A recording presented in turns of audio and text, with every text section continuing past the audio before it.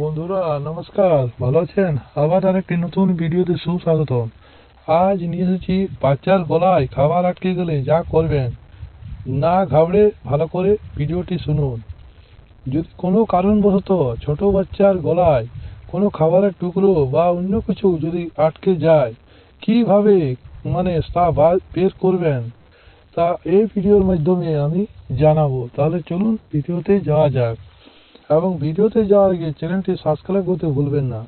ছোট শিশুদের সবকিছু মুখে দেওয়ার অভ্যাস, একটু অসাবধান হলেই মুখে দেওয়া এই বস্তু সাবধানীতে আটকে গিয়ে দুর্ঘটনা ঘটাতে পারে।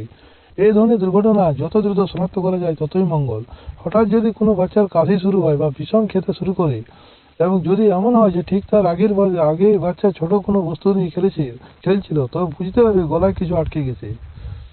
এক্ষেত্রে বাচ্চার মুখ দিয়ে অতিরিক্ত লালা বের হতে পারে। কাশি থাকলেও জ্বর সর্দি থাকবে না। সন্দেহ হলে তৎক্ষণাৎ ব্যবস্থা নিতে হবে।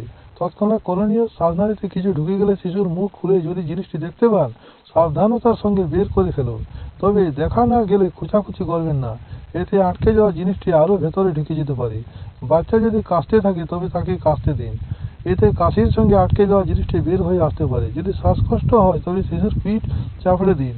বাচ্চার বয়স 1 বছরের কম হলে আপনি টুল বা চেয়ারের উপর বসে শিশুকে আপনার কোলের উপর আড়াআড়ি হয়ে উপরে করে শুয়ে মাথা ঝুলিয়ে দিন। এরপর শিশুর পিঠের মাঝখানে একটু একটু উপরের দিকে আপনার হাতের তালু নিচে অংশ দিয়ে জোরে 5 বার চাপড় দিন। বয়স বেশি হলে শিশুর পেছনে হাঁটু মুড়ে বা সোজা হয়ে দাঁড়ান। শিশুর বগলের নিচ দিয়ে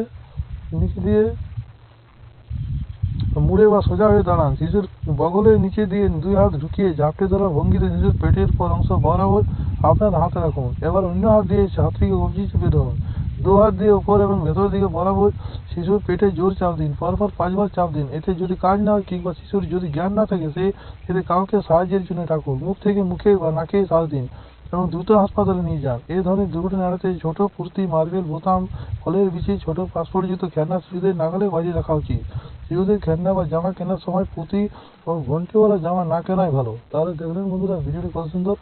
এরকম ভিডিও পাওয়ার জন্য চ্যানেলটি সাবস্ক্রাইব করতে ভুলবেন না।